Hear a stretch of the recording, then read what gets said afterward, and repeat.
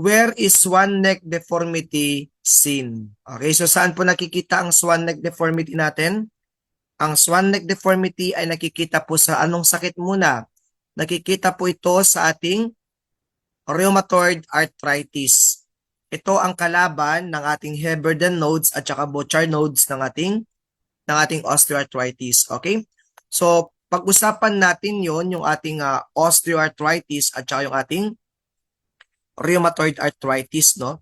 Kasi lumalabas yan sa actual board exam. Paborito din po yan ng ating Board of Nursing, yung ating OA at saka yung ating RA. So pag sinabi ko ditong OA, that's your osteoarthritis. At pag sinabi ko ditong RA, this is your rheumatoid arthritis po, no? So we have here your cause. Ano bang nag-cause ng RA? Ano bang nag-cause ng OA? Yan, ano pa? Kailan siya nag-o-occur or ano yung age of onset po niya. Next, the joint involvement. Then, ano yung mga common joints na affected? Ano yung mga common joints na affected? Ito ba yung mga small joints? Ito ba yung mga large joints? Yan. So, dapat alam natin. Tapos, ilagay din natin dyan yung pain pattern po nila, no? Ilang oras tumatagal, yon. Ano pa? Morning stiffness. Kasi parehas po silang may morning stiffness. Depende lamang sa duration po nito. Tapos, inflammation site.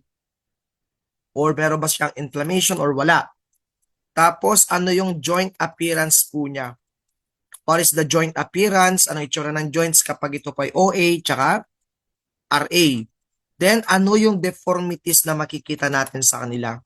Then, ano yung mga systemic symptoms or systemic manifestation ng ating sakit? Okay, ano yung mga systemic manifestation ng sakit?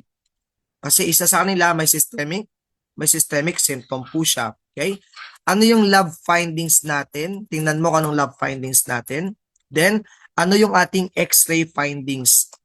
Sa x-ray, anong makikita natin? Okay? Then, anong management nila? At ano yung priority na i-teach natin? Priority teaching natin. Yan. So, dapat kompleto para sa board exam. Alam niyo yung mga pinagsasagot natin, no? Pag sinabi po nating OA, ano kaya ang nagkukos kay OA? Pag sinabi nating OA, OA is caused by degeneration of your cartilage po. Again, degeneration of cartilage or this is known as your degenerative disease. Degenerative disease po ito. Degenerative disease. Again, pag sinabing OA, degenerative po ito, it is a wear and tear cause. Yan, wear and tear, ibig sabihin yan, habang tumatanda tayo, napupudpud po yung ating cartilage. So, the short, OA po yun. Okay, degenerative cause po ito. The wear and tear cause, kung tawagin natin. Ano naman yung ating RA? Yung RA natin ay autoimmune inflammatory disease. Again, autoimmune inflammatory disease po ito. Next, ano yung onset ng ating OA? So, letter O for letter O. Older population po ito. Again, so ang OA natin ay nag-o-occur po ito or nakikita po ito kadalasan sa mga older adults. So pag sinabi natin older, matatanda na po yan. Bakit? Kasi nga, degenerative po ito. Wear and tear cause. Ano pa? Kapag sinabi naman natin RA, any age. A for any age po. Ano? So any age po ito and usually it is between 30 to 50 po. So tayo ngayon ay at risk na po sa ating rheumatoid arthritis. Yan. So at risk na po tayo sa rheumatoid arthritis. O nagkaintindihan po tayo? Next, sa ating joint involvement naman, we have your asymmetrical kapag ito po ay OA. Again, pag sinabi nating OA, that is your asymmetrical joint involvement. Lumalabas po ito sa board exam. So tandaan nyo kung sino yung asymmetrical sa symmetrical. Okay, sa RA natin, symmetrical. So kapag affected yung isang wrist mo, dapat affected din yung kabila. Kapag affected yung shoulder mo, dapat affected din yung isang shoulder mo. Pag yung knee mo na isa ay affected din dapat yung isang knee mo. Tawag doon ay symmetrical. Okay, symmetrical ang ibig sabihin doon. Dapat kapag may RA ka sa knee, dapat dalawang tuhod mo ang may RA. Kapag sa wrist, dalawang wrist mo yung affected. Kapag shoulder, dalawang shoulder mo yung affected po. So, yun yung ibig sabihin ng symmetrical. Yung OA kasi pwedeng isa lamang yung affected na part kapag ito ay osteoarthritis po. Next, kapag sinabi natin osteoarthritis, common po dito yung mga joints na malalaki. Again, so common po dito yung mga large joints natin, yung mga weight-bearing joints natin kung tawagin natin. Ano ba yung mga ano ba yung mga joints sa katawan na bumubuhat sa atin? Ano ba yung mga yon? So pag sinabi nating OA, ilagay nyo na lamang po dyan, we have your common site, the knee, the hips, the spine, yan. And also sometimes your fingers po, no? Affected din po yung fingers natin. Okay, so hindi siya kasya. Wait lang, ibaba natin. Okay, so pag sinabi po nating large joints, ito po yung mga yon, knee, hips, spine, and finger. Kasi minsan meron tayong makikita mga Bouchard node at saka Heberden node sa ating mga fingers kasi. Kaya affected pa rin yung finger niya. Next, how about sa RA naman? Common po ito sa mga small joints. Sa mga small joints natin. Ano po yung mga small joints natin? Usually, common po ito sa small joints ng ating kamay. Yan, sa hands po natin. Ang example po natin dyan, yung wrist natin at saka yung mga fingers din natin. Yung wrist at saka fingers din natin. So possible din po ba na affected yung knee ng ating RA? Affected din minsan yon, pero mas common siya sa mga small joints natin. Mas common siya sa mga small joints natin. Okay?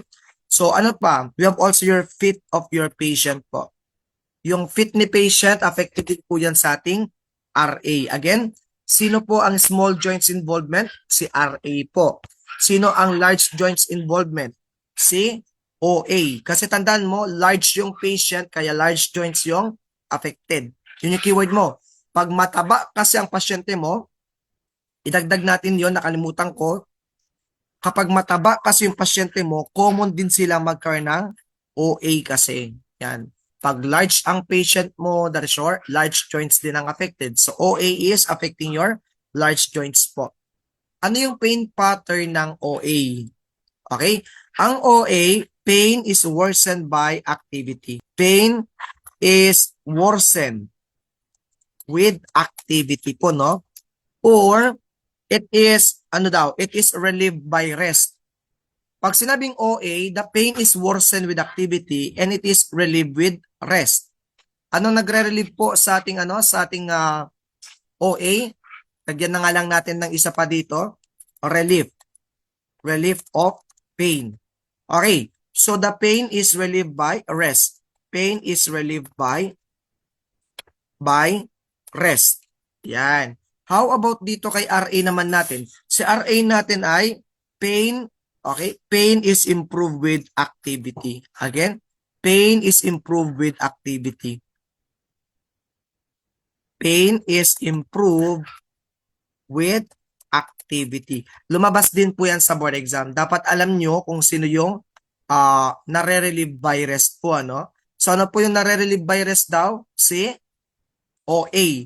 Sino naman po yung nare-relieve by activity? Si RA po yun. Again, so pag walang ginagawa, walang pain. Pag may ginagawa, may pain. Sino yon? Si OA po yun. How about kapag may ginagawa, walang pain? Pag walang ginagawa, medyo sumasakit po siya. Kaya kakagising lang niya sa umaga, ang sakit na po ng kanyang tuhod. Ano po yon? Sino yon? Siya si RA po. Kapag walang ginagawa, masakit, RA po yun. Next, how about the morning stiffness of your OA? Gaano po katagal yung morning stiffness nila?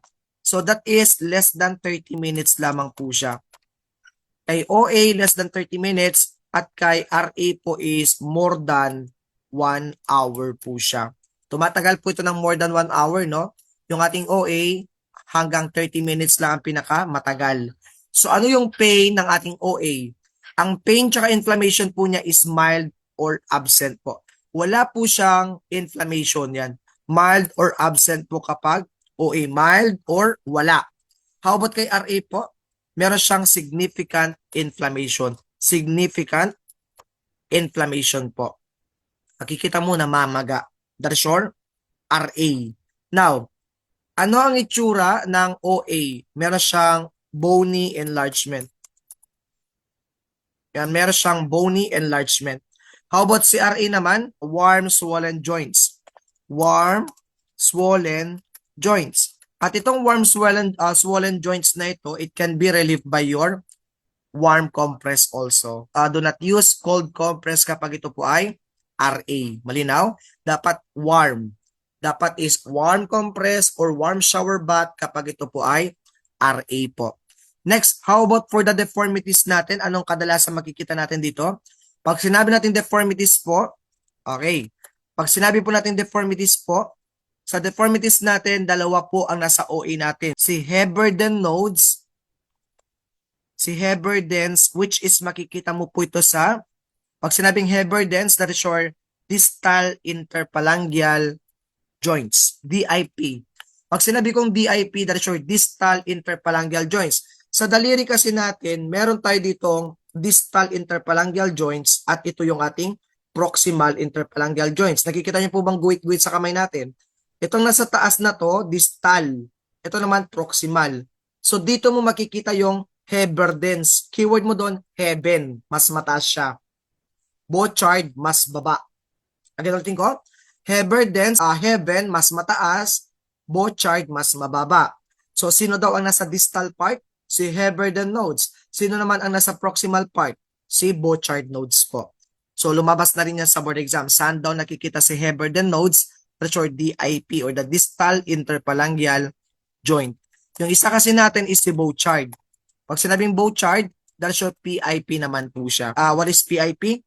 Pag sinabing PIP natin, that's your proximal interphalangeal joint. Yan. Proximal kasi malapit. Distal nasa dulo. Again, Heberden's keyword mo. Heberden's is your distal. Bochard is the PIP. Yan, PIP. Next, ulitin ko ha. Ang Heberden's ay nasa distal interphalangeal joint. Yan, distal interphalangeal joint. Ito naman ay proximal interphalangeal joint.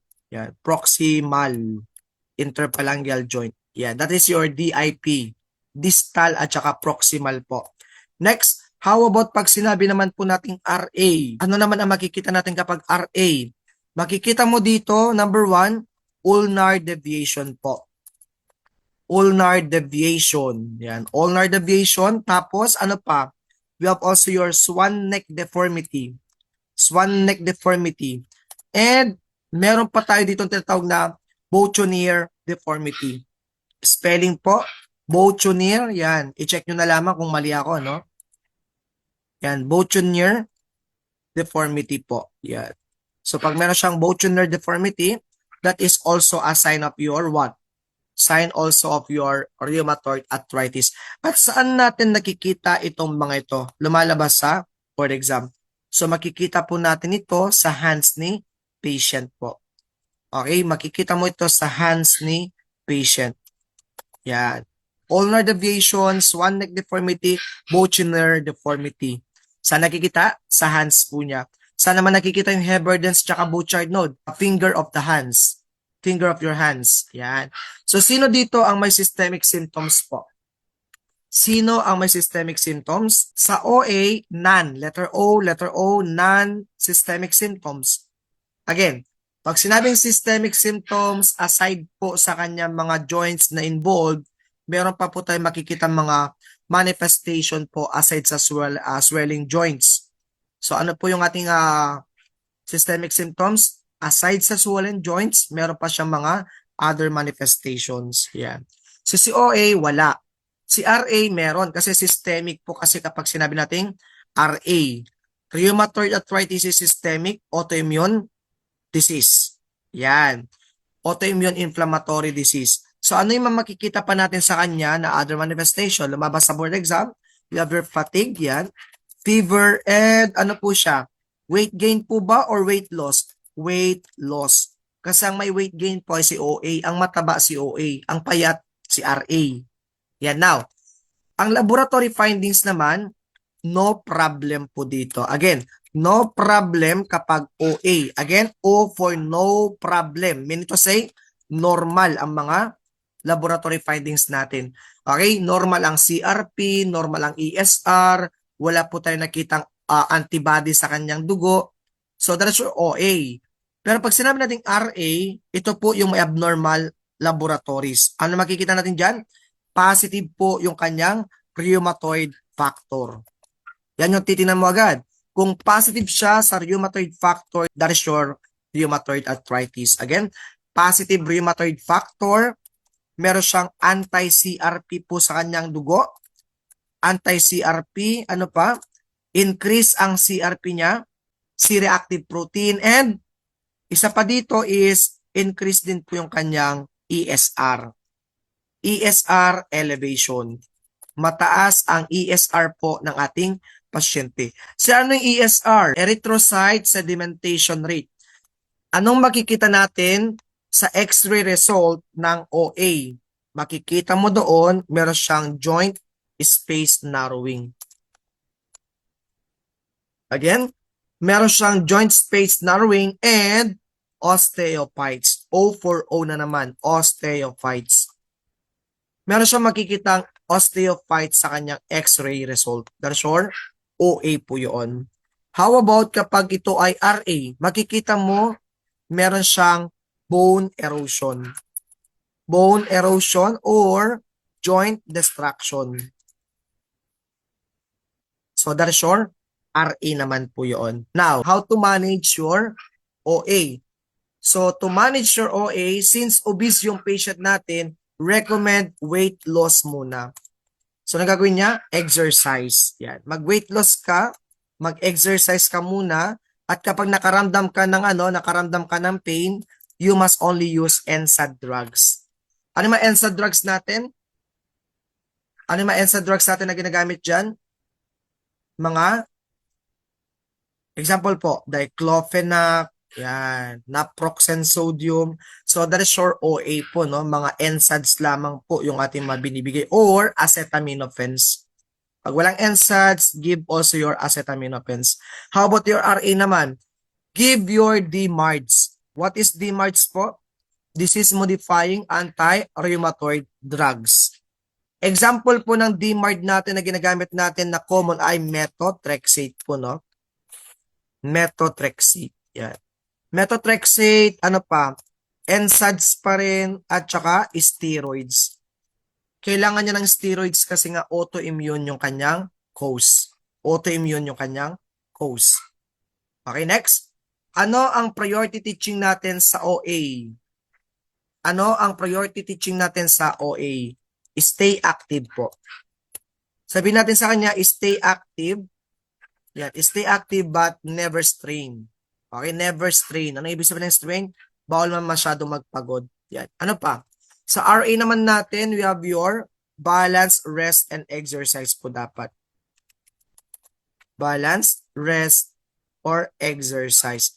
And napaka-importante po dito yung ating warm shower po. Warm shower bath. Pag walang warm shower bath, you can also answer your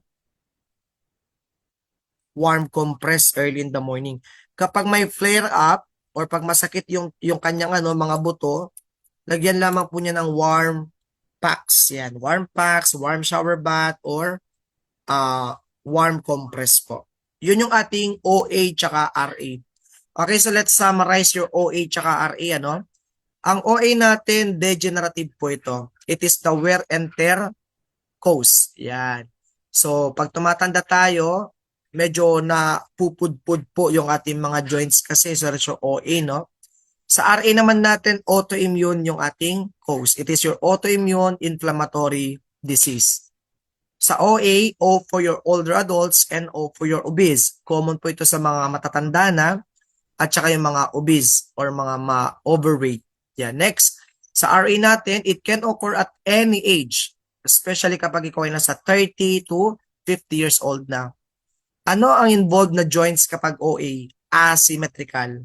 How about your RA? Symmetrical. Okay, next. Pag sinabing OA, large joints are commonly affected kasi large yung patient. Pag RA naman, small joints naman kasi small yung patient. Bakit small? Mas bata, mas payat. RA po yun.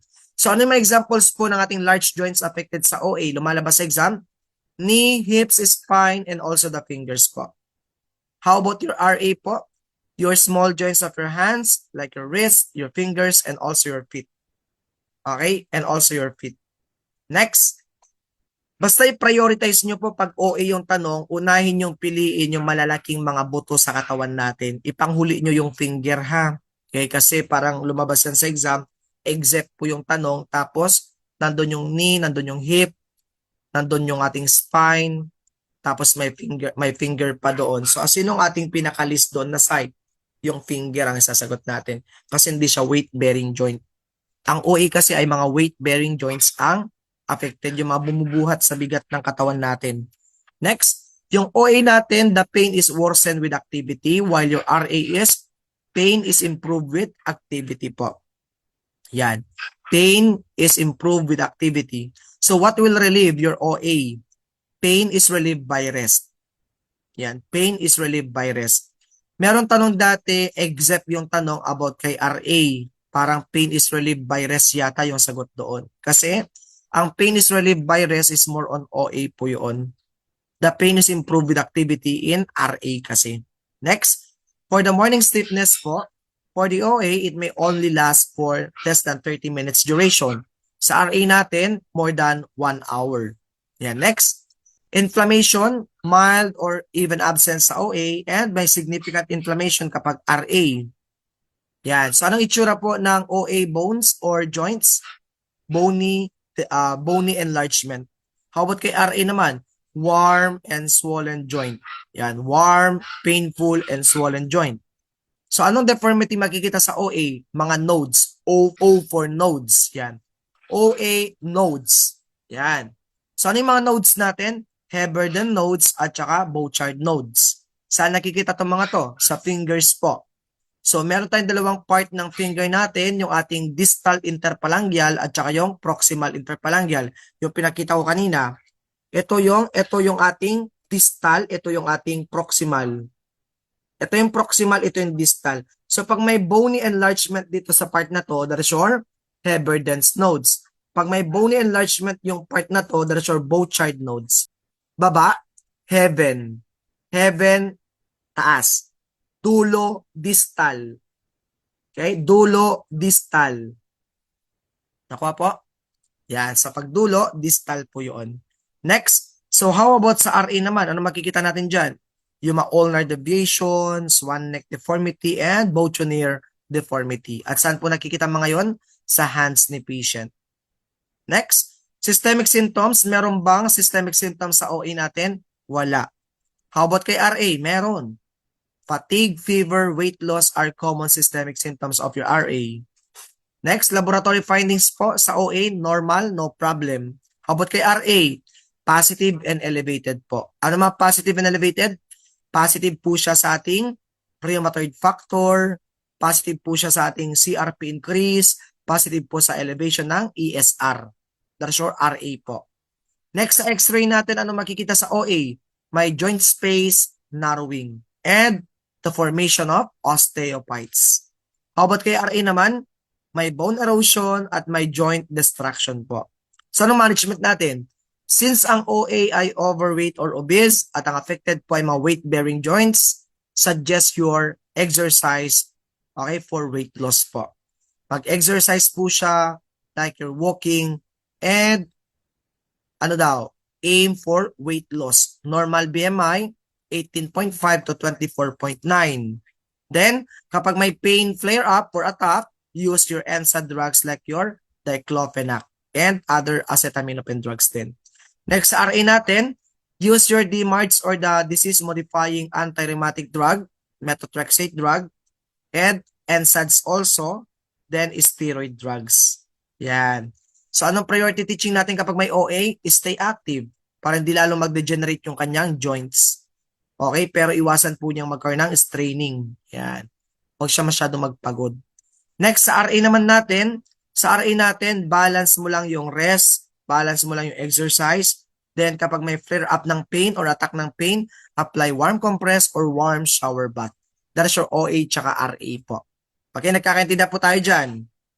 Screenshot nyo na po yan para sa ganon is meron kayong notes para kay OA tsaka kay RA kasi laging nalabas yan sa NP4. Pag hindi man sa NP4 yan, sa NP5 po ito lumalabas. Yan, NP4, NP5. Okay, alin po dyan yung link sa katandaan? Link sa katandaan, si OA. Link sa katabaan, si OA, O for O, elderly and, yan, older and obesity. So saan po nakikita yung swan neck deformity natin? Makikita po ito sa hands ni patient. Letter B ang tamang sagot.